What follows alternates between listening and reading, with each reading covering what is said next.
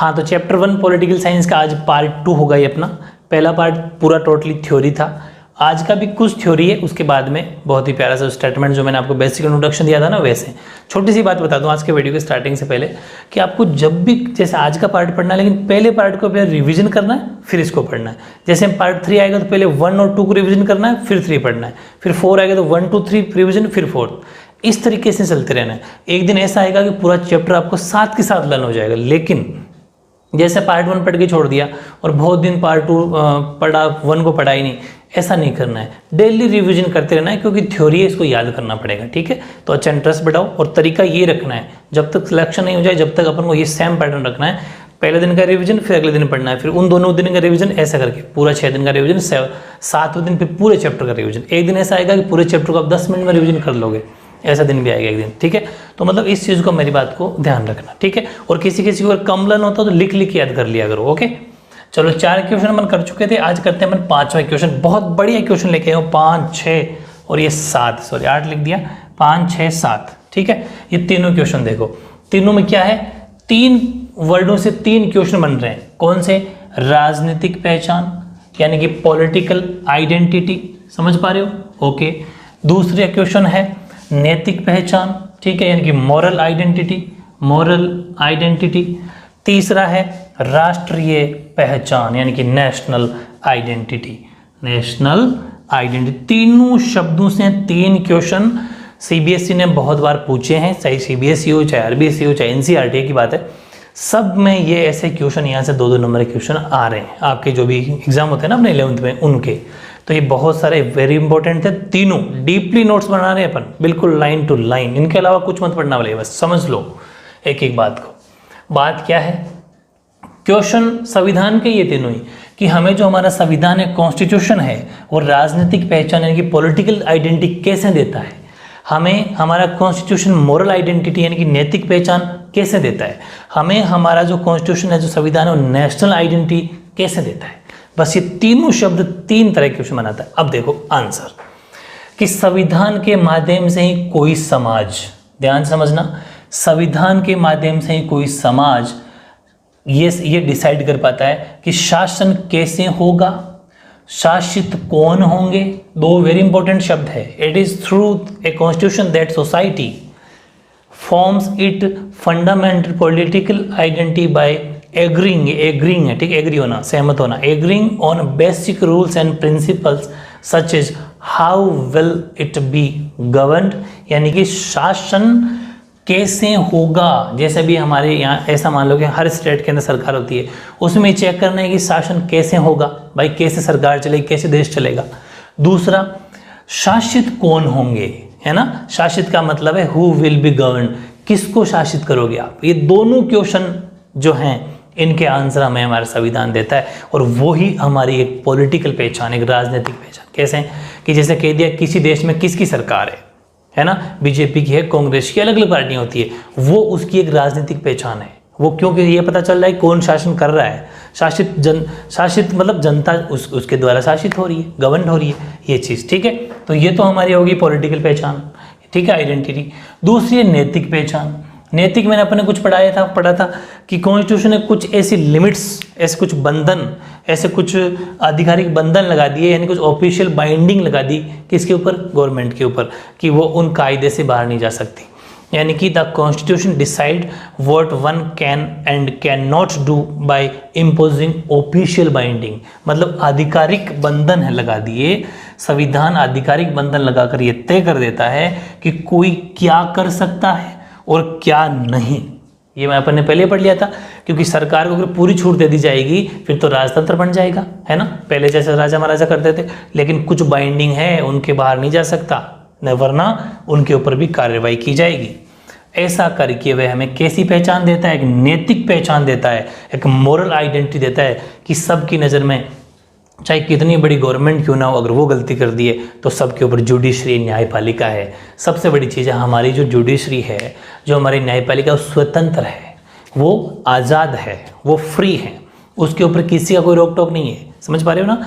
तो वो जो जुडिशरी हमारे देश के अंदर है, न्यायपालिका है, वो सरकार के ऊपर भी कुछ पाबंदियां लगाती है। अगर गलती करेगा तो उनको भी कोर्ट कचहरी के चक्कर काटने पड़ेंगे, और गलती करेगा जेल भी हो सकती है। समझ गए। ये बहुत बड़ी चीज़ है लोकतंत्र की, डेमोक्रेसी की। और तीसरी राष्ट्रीय पहचान, नेशनल आइडेंटिटी। ये कैसे होगी कि कॉन्स्टिट्यूशन जो होता है ना, वो जैसे हमारे देश के अंदर सेंट्रल गवर्नमेंट हो गई। एग्जाम्पल लूँ तो सेंट्रल गवर्नमेंट का मतलब हमारे देश में अभी प्रेजेंट में जो सेंट्रल गवर्नमेंट है वो, और फिर हमारे राज्यों के अंदर जो अलग अलग 28 स्टेट्स है अभी फिलहाल, उन राज्यों के अंदर दोनों के बीच में कैसे रिलेशनशिप रहेगी, है कि नहीं। क्यों ये बात क्यों कही, ये इसलिए कि हर राज्य में सेम गवर्नमेंट नहीं होती। एग्जाम्पल अभी 8% जैसे सेंटर के अंदर बीजेपी गवर्नमेंट है, मोदी सरकार है ना, और राज्यों के अंदर राजस्थान में कांग्रेस गवर्नमेंट है। तो ये जो आपस में जो बैलेंस नहीं बैठ पा रहा, ऐसा नहीं है, लेकिन बैठाना पड़ेगा। ये जो आपस में बिठाते हैं, जैसे चाहे अभी ये जो टीकाकरण चल रहा है, वैक्सीनेशन की बात चल रही है, तो सेंट्रल गवर्नमेंट फ्री दे रही है हर स्टेट को, तो ऐसा नहीं कर रही कि भाई यहाँ पर कांग्रेस गवर्नमेंट है तो हम वैक्सीन फ्री नहीं देंगे, ऐसा कुछ भी नहीं है। मतलब ये जो आपस में रिलेशन है, ये हमारी राष्ट्रीय पहचान है। कैसे कि पूरे संसार के अंदर ये पहचान है कि चाहे सरकार कोई सी भी हो, जैसे सेंट्रल गवर्नमेंट में बीजेपी सरकार है, लेकिन किसी ये नहीं है कि बीजेपी सरकार अगर राजस्थान में होती तो ही डेवलप मतलब हम यहाँ विकास करेंगे, ऐसा नहीं है। यहाँ पर भी वही मदद करते हैं जो बाकी बीजेपी जो स्टेट है वहाँ पर, जैसे यूपी के अंदर बीजेपी सरकार है तो वहाँ पर जितनी मदद की जा रही है उतनी राजस्थान में की जाती है। समझ पा रहे हो। तो मतलब ये जो संबंध है, भले पार्टी कोई सी भी हो, ये हमारी एक राष्ट्रीय पहचान है, ये हमारी एक नेशनल आइडेंटिटी है। ठीक है, यानी कि different nations embody different conceptions of what the relationship between the different regions, अलग अलग क्षेत्रों के और सेंट्रल गवर्नमेंट के बीच रिलेशन होते हैं of a nation and the central government, दोनों के बीच में should be this relationship constitute the national identity of a country. ये किसी देश की एक राष्ट्रीय पहचान है। यानी कि विभिन्न राष्ट्रों में देश की जो सेंट्रल गवर्नमेंट होती है, केंद्र सरकार होती है, और जो विभिन्न क्षेत्र होते हैं, मतलब स्टेट मान लो, राज्य मान लो, उनके बीच में जो संबंध होते हैं उनको लेकर भिन्न भिन्न अवधारणाएं होती है। भिन्न भिन्न अवधारणाएं मतलब अलग अलग लोगों की सोच होती है अलग, लेकिन उन भिन्न भिन्न अवधारणाएं जो होती है सबके लिए अलग अलग रूल्स होते हैं। ये संबंध उस देश की राष्ट्रीय पहचान है। समझ पा रहे हो। लेकिन उन इतनी भिन्न भिन्न अवधारणाएं होने के बावजूद भी, जैसे वेस्ट बंगाल की बात की जाए, पश्चिम बंगाल के अंदर सरकार हमेशा अलग होती है, लेकिन फिर भी आपस में संबंध अच्छे ही होते हैं। समझ पा रहे हो। अपन को एक पॉजिटिविटी लेके चलना है, तो ये चीज़ आपको ध्यान रखना, ये हमारी national identity. Okay,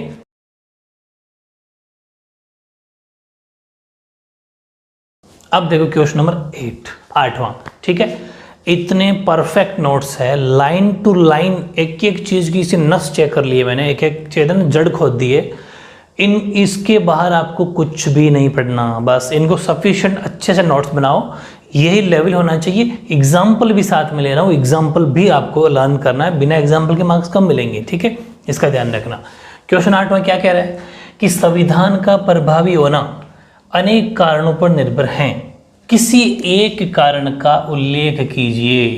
the effectiveness बोल दो, चाहे प्रोमलगेशन भी होता है, प्रोमलगेशन वर्ड आ जाए तो भी चिंता मत करो, इसका मतलब ही होता है संविधान को प्रभाव में लाना, इफेक्ट में लाना। तो दोनों इंग्लिश में थोड़ा सा ध्यान रखें, दोनों शब्द भी सही है, दोनों वर्ड सही है। The effectiveness of the constitution is dependent on many factors, mention any one reason. कोई एक कारण आपसे पूछा, एक क्यों पूछा, क्योंकि एक ही है आपकी बुक में। ठीक है, सिलेबस से बाहर कुछ नहीं आएगा। तो देखो, हालांकि मैं ये बात बता चुका, लेकिन क्वेश्चन के फॉर्म में अभी लिख रहे अपन कि मैंने आपको ये कहा था कि कोई भी संविधान सबसे बेस्ट संविधान कब माना जाता है, या फिर कोई भी संविधान सबसे इफेक्टिव संविधान, सबसे प्रभावी संविधान, सबसे इफेक्टिव कॉन्स्टिट्यूशन कब माना जाता है, जब उसको नेशनल मूवमेंट के नेताओं द्वारा बनाया जाए, राष्ट्रीय आंदोलन के नेताओं द्वारा बनाया जाए, नेशनल मूवमेंट के लीडर्स के द्वारा बनाया जाए। और वो लीडर्स भी कौन से, जो जनता को पसंद हो, जनता के चाहते हो। समझ गए। और आपको पता है हमारी संविधान सभा के अंदर चाहे महात्मा गांधी हो, बाबा साहब भीमराव अम्बेडकर हो, पंडित जवाहरलाल नेहरू हो, ये सारे वो लोग हैं जो संविधान सभा के अंदर मतलब पार्टिसिपेट किया था, संविधान सभा के अंदर मतलब इन्होंने काम किया था, और सारे नेशनल मूवमेंट जुड़े हुए हैं भाई। अंग्रेजों को भगाने में सबका योगदान है, मतलब राष्ट्रीय आंदोलन में इनकी भूमिका है कि नहीं है। तो जब इनके, और ये जनता के चाहते भी हैं, जब इनके द्वारा हमारा कॉन्स्टिट्यूशन को बनाया गया तो सोचो कितना प्रभावी होगा। तो सबसे बेस्ट कारण वही है, सबसे बेस्ट। ध्यान रखना, बहुत टॉप लेवल का आंसर है ये, पूछा गया कॉम्पिटिटिव एग्जाम में पूछा गया है। मतलब सबसे बेस्ट संविधान कौन सा माना जाएगा कि संविधान कोमा वह संविधान जो सफल राष्ट्रीय आंदोलन के लोकप्रिय नेताओं के द्वारा बनाया गया हो और जिनके पास समाज के सभी वर्गों को एक साथ लेकर चलने की विलक्षण क्षमता हो। हमारे जितने भी लीडर हुए सब ने सभी समाज को साथ लेके चले, सही बात है ना, वो उनकी एक एबिलिटी थी। Constitution made by popular leaders of successful national movement who has the unique ability, मतलब एक विलक्षण क्षमता, unique ability of society together, समाज के लोगों को साथ में लेके चलने की एक यूनिक एबिलिटी होनी चाहिए। वो कॉन्स्टिट्यूशन, वो संविधान कैसा संविधान कहलाया जाएगा? इफेक्टिव कहलाएगा। एग्जाम्पल, दुनिया के सबसे सक्सेसफुल अगर कॉन्स्टिट्यूशन की बात की जाए, दुनिया के सबसे बेस्ट संविधानों की बात की जाए तो भारत का संविधान है, दक्षिण अफ्रीका का संविधान है, अमेरिका का संविधान है। तीनों ही नेशनल मूवमेंट के लीडर्स के द्वारा बनाया गया है, राष्ट्रीय आंदोलन के नेताओं के द्वारा बनाया गया है। तीनों ही लिखित है, तीनों ही रिटन है। The constitution of India, constitution of south Africa, constitution of United states या फिर अमेरिका। Very very important. इस तरीके से लिखोगे 2 में से 2 नंबर मिलेंगे आपको। एग्जाम्पल नहीं लिखो, इसको भी और कुछ लैंग्वेज में लिख दोगे फिर वो बात नहीं है, ठीक है, ये ध्यान रखना। नोट्स की लेवल देखो आप, स्टैंडर्ड देखना है आपको। क्वेश्चन नंबर 9, एक अलग से आपकी हेडिंग दे रखी थी, लाइन टू लाइन क्वेश्चन बना दिया मैंने, कोई एक्स्ट्रा पढ़ना ही नहीं है। उसमें एक आपकी हेडिंग है बैलेंस्ड इंस्टीट्यूशनल डिजाइन, संस्थाओं की संतुलित रूपरेखा। इससे आप क्या समझते हैं या फिर संस्थाओं की संतुलित रूपरेखा से क्या आशय हैं? What is meant by balanced institutional design, है ना, इनका क्या मीनिंग क्या है, मतलब क्या है? देखो मैं एक छोटी सी बात बता दूं इनको बिना पढ़े कि इसका, इस शब्द का मीनिंग अगर आपसे पूछे 1 मार्क्स में तो पहले आपको बताऊँ ना कि दिमाग में, माइंड में एक स्टोरी बन जानी चाहिए। देखो हमारा जो संविधान है, जो हमारा कॉन्स्टिट्यूशन है, उसने हमारी जो सरकार के पास जो पावर होती है उसको बांट रखा है। कैसे? अगर जैसे कि हमारे सेंट्रल गवर्नमेंट, केंद्र सरकार, उसके नीचे स्टेट गवर्नमेंट, राज्य सरकार है कि नहीं है। अब राज्य सरकार में भी जैसे मुख्यमंत्री हो गए, मुख्यमंत्री के नीचे मिनिस्टर हो गए, मंत्री हो गए, है ना, वैसे सेंट्रल गवर्नमेंट में मिनिस्टर हो, कैबिनेट मिनिस्टर हो, अलग अलग पावर बांट रखी है। वैसे ही जैसे कि रेलवे है, जो हमारी ट्रेन है, रेलवे जो डिपार्टमेंट होता है, ये सेंट्रल गवर्नमेंट के अंडर में आता है, ठीक है, उसका पूरा पैसा सेंट्रल गवर्नमेंट के पास जाएगा। लेकिन स्टेट जो होता है, हर राज्य का जो रेवेन्यू होगा, जैसे हमारा राज्य है, हर राज्य का जो जनता होगी वो टैक्स देगी, लेकिन वो जो राज्य का टैक्स होगा वो राज्य खुद लेगा, वो स्टेट खुद लेगा। जैसे कि हर स्टेट की जो पुलिस होती है वो उस पुलिस को पैसा वहीं की, जैसे राजस्थान पुलिस है तो राजस्थान पुलिस को जो सैलरी होती है वो राजस्थान गवर्नमेंट देगी, सेंट्रल गवर्नमेंट का उससे कोई लेना देना नहीं है। जैसे यूपी पुलिस है तो यूपी पुलिस को यूपी गवर्नमेंट पैसा देगी, बाकी सेंट्रल गवर्नमेंट का उसमें कोई लेना देना नहीं है। इसका मतलब यूपी के अंदर, राजस्थान के अंदर जनता जो टैक्स देगी वो सारा का सारा टैक्स यूपी गवर्नमेंट या राजस्थान गवर्नमेंट रखेगी। समझ में आ गई? और वो जो टैक्स आएगा वो, हाँ, मतलब हमारे स्टेट के यूज़ के, जैसे सिक्योरिटी में पुलिस के लिए पैसा यूज होता है, बाकी अपन हॉस्पिटल्स में, स्कूल्स में, कॉलेज में यूज़ करती है हमारी सरकार। ये पावर अलग अलग बांट दी। अगर ऐसा नहीं करते तो अगर पूरी पावर सेंट्रल गवर्नमेंट के पास में होती, केंद्र सरकार के पास में होती, तो फिर राज्य का कोई मतलब ही नहीं था, स्टेट का कोई मतलब नहीं। सारे स्टेट के ऊपर तो पूरा का पूरा पावर फिर सेंट्रल गवर्नमेंट का हो गया। लेकिन नहीं, सब राज्यों का अलग अलग सेपरेट पावर है, सबके पास सेंट्रल गवर्नमेंट की अलग पावर, इसकी अलग पावर, ठीक है। तो ये चीज़ें ध्यान रखना। जैसे स्टेट हाईवे होते हैं, राज्य स्टेट हाईवे जानते हो ना, जो राज्य के अलग अलग स्टेट हाईवे होते हैं, तो स्टेट हाईवे पर जितना भी टोल टैक्स होगा वो राज्य के पास रहेगा। तो नेशनल हाईवेज होते हैं, राष्ट्रीय राजमार्ग होते हैं, वो सेंट्रल गवर्नमेंट के पास होगा। इस तरीके से अलग अलग, ये मतलब अपन डिस्ट्रीब्यूशन अपन ने कर रखा है, ठीक है, ताकि हमारे संविधान को खत्म ना कर सके कोई। कैसे? अगर सेंट्रल गवर्नमेंट के पास में पूरी पावर दे दी फिर तो राजा बन गया, वो राजा हो गया, वो को पहले वाला सिस्टम चल गया, राजा पूरे मन मर्जी करेगा, उससे तो हमारा संविधान खत्म है। फिर संविधान का मतलब डेमोक्रेसी खत्म, लोकतंत्र खत्म। इसलिए हमारे संविधान को बचा के रखने के लिए बैलेंस्ड इंस्टीट्यूशन डिजाइन किया जाता है। बताता हूँ, बड़ा ही प्यारा आंसर। मेरी बात अगर आप समझ गए तो ये आपको 2 सेकंड में याद हो जाएगा। कैसे? कि संस्थाओं की संतुलित रूपरेखा से आशय ये है कि संविधान ये सुनिश्चित करें कि किसी एक संस्था, कोई एक सिंगल इंस्टीट्यूशन, एक संस्था का सारी शक्तियों पर एकाधिकार न हो, ठीक है। The balance institution design means that the constitution should ensure that no single institution acquires monopoly of powers. पूरी की पूरी पावर का किसी एक संस्था के पास में ताकत नहीं होनी। ऐसा नहीं कि केंद्र सरकार के पास में सारी शक्तियां, नहीं, ऐसा नहीं होना चाहिए। ऐसा करने के लिए कैसा कि ऐसा एकाधिकार ना हो, ठीक है, ऐसा करने के लिए सरकार की शक्तियों को हमारा जो संविधान है, कॉन्स्टिट्यूशन है, उसने कई संस्थाओं में बांट दिया, बहुत सारी अलग अलग इंस्टीट्यूशन में बांट दिया। जैसे कि मैं एक छोटा सा एग्जाम्पल समझाऊँ आपको।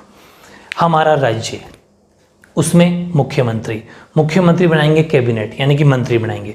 मंत्री भी अलग अलग फील्ड का अलग अलग मंत्री, ठीक है। फिर एमएलए, सबको अलग अलग पैसा मिलेगा, अलग अलग पावर है, समझ पा रहे हो। जो स्पोर्ट्स मिनिस्टर, वो स्पोर्ट्स का उनका अलग कोटा, अलग पैसा आ गया। जो फाइनेंस मिनिस्टर, फाइनेंस मिनिस्ट्री, वित्त मंत्री, उनके पास अलग पैसा आ गया। जो रेलवे के, मतलब हर चीज़ में अलग अलग इंस्टीट्यूशन बना दिए बने। ऐसा नहीं कि एक जना पैसा, नहीं, सब में बांट दिए। और उस तरीके से क्या डेवलपमेंट भी अच्छा होगा और किसी के ऊपर ऐसा मतलब एकाधिकार नहीं होगा, समझ पा रहे हो, हड़पना नहीं होगा, ये एक्वायर नहीं कर पाएगा कोई, ध्यान रखना। तो संस्थाओं में बांट दिया जाता है ताकि कोई एक संस्था संविधान को खत्म ना कर दे, नष्ट नहीं कर सके, समझ गए। यानी कि this is option done by fragmenting powers across different institutions so that no single institution can destroy the constitution. हमारे संविधान को खत्म ना कर सके, सबको बराबर बंटवारा हो जाए, ये चीज़ है, ठीक है। फिर इतना तो होना ही होना चाहिए, इसका मतलब इतना तो होता ही होता है। अगर 1 मार्क्स में आता है तो इतना आंसर सही है, 2 मार्क्स में आता है तो फिर थोड़ा सा और जोड़ा है मैंने, वो लिखना है। इसके साथ ही जो संविधान होता है ना, उस संविधान में कुछ बाध्यकारी मूल्य होते हैं, नियम होते हैं, प्रक्रियाएं होती है, ये तो होती है। उनके साथ साथ में जो कार्य प्रणाली है, जो काम करने का तरीका है, वो लचीलापन का संतुलन होना चाहिए ताकि आवश्यकताओं और परिस्थितियों के साथ अनुकूलन कर सके। मैं छोटी सी बात बताऊं कि हमारा संविधान है, उसमें रूल रेगुलेशन है ना, कुछ रूल रेगुलेशन है, सर्टेन वैल्यूज़ है, ये सब बातें हैं, प्रोसीजर्स, अलग अलग प्रोसीजर है। लेकिन बात क्या है, इसके साथ में हमारे संविधान के अंदर लचीलापन भी है, सॉफ्टनेस भी है। कैसे कि जैसे ही आवश्यकता पड़ी तो हम संविधान में अमेंडमेंट कर देते हैं, संविधान में संशोधन कर देते हैं, उसे बोलते हैं कॉन्स्टिट्यूशन अमेंडमेंट, संविधान संशोधन। कि जैसे जैसे हमें लगा कि यार ये जो रूल है ना बहुत ज़्यादा मतलब हैवी है, जनता के ऊपर ज़्यादा प्रेशर है इसका, तो हम संविधान में अमेंडमेंट कर देते हैं। संविधान में 105 से ज़्यादा संविधान में संशोधन हो चुके, तो मतलब हमारे अमेंडमेंट अपन चेंज करते रहते हैं, उससे थोड़ी चीज़ें और एक्स्ट्रा जोड़ दी जाती है, मतलब लोगों को थोड़ी छूट दे दी जाती है, समझ गए। वैसा संविधान होना चाहिए और वैसा हमारा है। तभी तो हमारे संविधान में 2 खास बात है कि कठोर के साथ साथ में लचीला भी है, समझ गए। ये हमारे संविधान की, हमारे कॉन्स्टिट्यूशन से बड़ी खास बात है, ठीक है ना। तो बताता हूँ मैं आपको, अच्छे समझना कि also in the constitution must strike the right balance between certain values, norms and procedures is authoritative and the same times allow enough flexibility in the operations to adapt to changing needs and circumstances, ठीक है। Circumstance मतलब कि ऐसी कोई ज़रूरत हो तो उनके अनुसार उसमें चेंज भी किया जा सके, ऐसा भी हमारा होना चाहिए संविधान। ऐसा नहीं कि सिर्फ सरकार के प्रेशर में कंट्रोल कर लिया, संविधान का नियम है तो है, ऐसा नहीं है। हम संविधान में चेंजेस भी करते हैं ताकि गवर्नमेंट और सरकार के बीच में बैलेंस बना रहे, जनता और संविधान कॉन्स्टिट्यूशन के बीच में बैलेंस बना रहे और हमारा संविधान बच सके। संविधान को बचाना ही ये एक तरीके से ये बॉडी है, समझ में आ गई। तो शानदार आंसर, लेकिन अभी इसको पूरा नहीं करेंगे, एक एग्जाम्पल और लूंगा तब जाके 2 नंबर का या 3 नंबर तक का आंसर बनेगा ये। तो इसमें अभी थोड़ा सा इसका आंसर और बच रहा है, एग्जाम्पल लेंगे, ठीक है, ओके।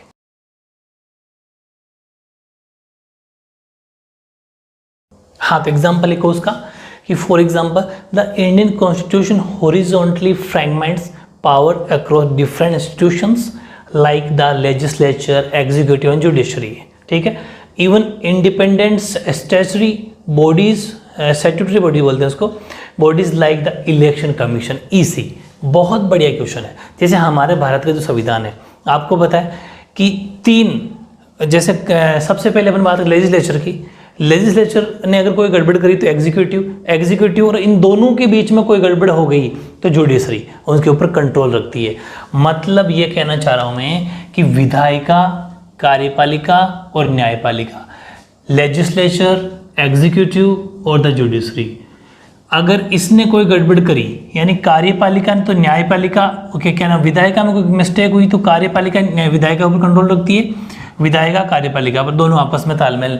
लेकिन इन दोनों के बीच में कोई डिस्प्यूट हो जाए तो न्यायपालिका कंट्रोल करती है। भाई न्याय जुडिशरी तो फाइनल है, क्योंकि जो हमारे भारत के अंदर न्यायपालिका जितना जुडिशरी है वो बिल्कुल सेपरेट है, स्वतंत्र है, आज़ाद है, ठीक है, वो टोटली इंडिपेंडेंट है, वो कुछ भी करेगी, वो सबके बिल्कुल दोनों को जो जिसकी गलती है उसके ऊपर फैसला करेगी, ठीक है। ये बात, यही मैं एग्जाम्पल दिया है मैंने, जैसा वो मैंने कहा ना एग्जाम्पल, तो एग्जाम्पल ये। दूसरी बात कि यहाँ पर एक चीज़ और बताऊँ मैं आपको, हमारे भारत के अंदर सबसे इंडिपेंडेंट अगर बॉडी की बात की जाए, स्टैट्यूटरी बॉडी की बात की जाए, तो वो है इलेक्शन कमीशन, ईसी बोलते हैं शॉर्ट में, ठीक है, यानी कि निर्वाचन आयोग। और निर्वाचन आयोग में इतनी पावर है कि ये बिल्कुल इंडिपेंडेंट बॉडी कहलाती है, और ये जब इलेक्शन करवाती है, किसी भी मामले में अगर धांधली हो तो वहाँ के पूरे इलेक्शन या जो बंदा उम्मीदवार जो खड़ा है उसको रिजेक्ट कर सकती है इलेक्शन कमीशन। बिल्कुल टोटली इंडिपेंडेंट है, आज़ाद है, स्वतंत्र है हमारा इलेक्शन कमीशन।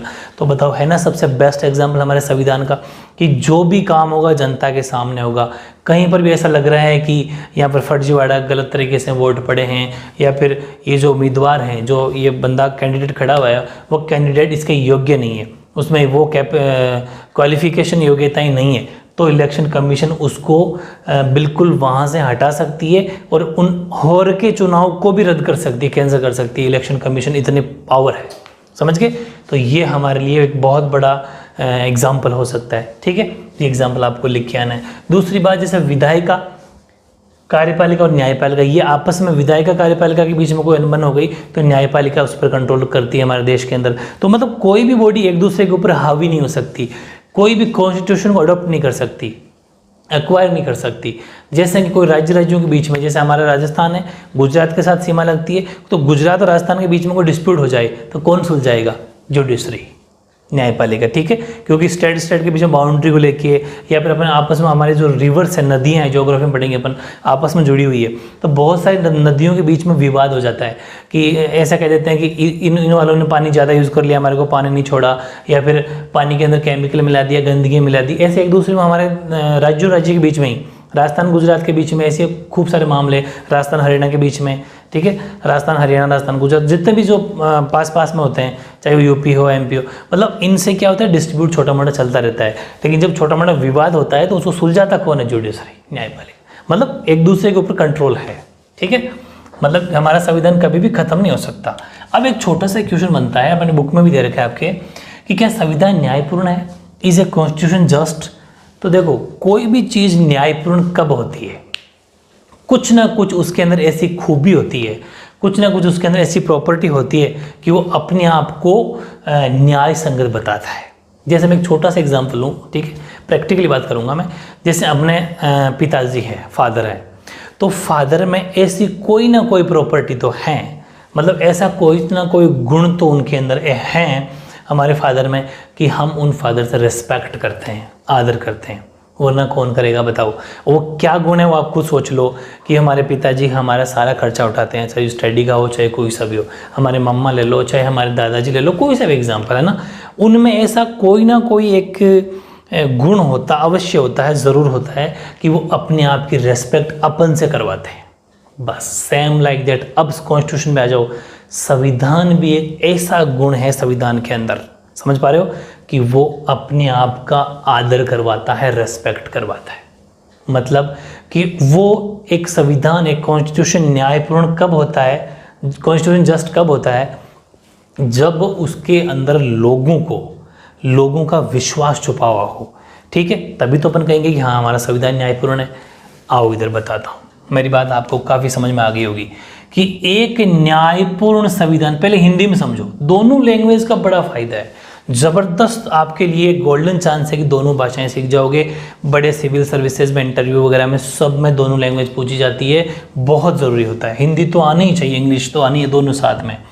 तो एक न्यायपूर्ण संविधान, अब कोमा, संविधान के प्रावधानों का आदर करने का कोई ना कोई कारण अवश्य देता है। मैंने फादर का एग्जाम्पल लिया था, उनमें कुछ ना कुछ ऐसा प्रावधान है, a just constitution must give some reason, एक रीजन हमारे पिताजी ने दे रखा है कि हम उनकी रिस्पेक्ट करते हैं, respect the provisions of the constitution. एक ऐसा कोई प्रोविजन या कोई ऐसा प्रावधान है संविधान में कि वो हमसे ऑटोमेटिक आदर करवा लेता है, रिस्पेक्ट करवा लेता है। इसका मतलब न्यायपूर्ण तो है। दूसरी बात, एक न्यायपूर्ण संविधान वह है जो लोगों को ये विश्वास दिला सके कि वह उसकी जो बुनियादी न्याय हैं उनको प्राप्त करने के लिए हमेशा तैयार रहेगा, उनके लिए एक मंच देगा, उनके लिए एक स्टेज देगा, उनके लिए एक उपयुक्त ढांचा उपलब्ध कराएगा। भाई जैसे आपके साथ अगर अन्याय हो रहा हो, हमारे साथ कोई अन्याय हो रहा हो, तो हम कहाँ जाएंगे? हम जाएंगे जुडिशरी के पास, मतलब न्यायपालिका के पास में, चाहे वो सुप्रीम कोर्ट हो, चाहे वो हाई कोर्ट हो, चाहे वो डिस्ट्रिक्ट कोर्ट हो, वहाँ हम जाएंगे।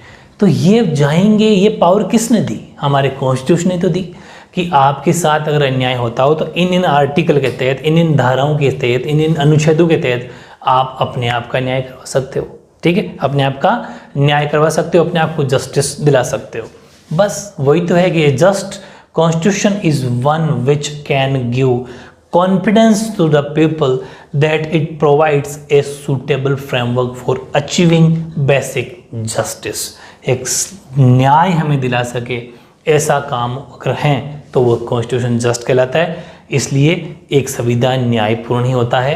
तो ये बेस्ट लैंग्वेज का ध्यान रखना, लैंग्वेज यही रखनी है, ऑथेंटिक लैंग्वेज है। थोड़ा स्टैंडर्ड की जरूरत है, आगे पीछे वर्डों का थोड़ा घुमा मत देना, ऐसा कैसा आपको लिखना है। तो आज का वीडियो भी थ्योरी का बन गया, लेकिन कोई बात नहीं, स्टार्टिंग में थ्योरी। अब नेक्स्ट जो आएगी वो वही आएगा जो अपने बेसिक इंट्रोडक्शन के जो 2 वीडियो मैंने डाले थे ना, उन दोनों वीडियो के अकॉर्डिंग ये होंगे। वो अपना पार्ट 3 होगा। वापस वही सिस्टम रिवाइज करा दूं कि आपको नोट्स मेरे साथ के साथ बनाना है, ईमानदारी के साथ बनाना है, और जब भी पढ़ना बैठो पार्ट 3 पढ़ो तो 1 और 2 को पहले रिवीजन करना है, फिर 3 पढ़ना है, वो सिस्टम अप्लाई करना। 1 पढ़ो तो 2 रिवीजन करना है, 2 पढ़ो तो 1 का रिवीजन, 2 पढ़ो तो 3 पढ़ो तो 1 और 2 का रिवीजन, 4 पढ़ो तो 1 2 3 का रिवीजन। वो सिस्टम अप्लाई करना, बार बार रिवीजन करना।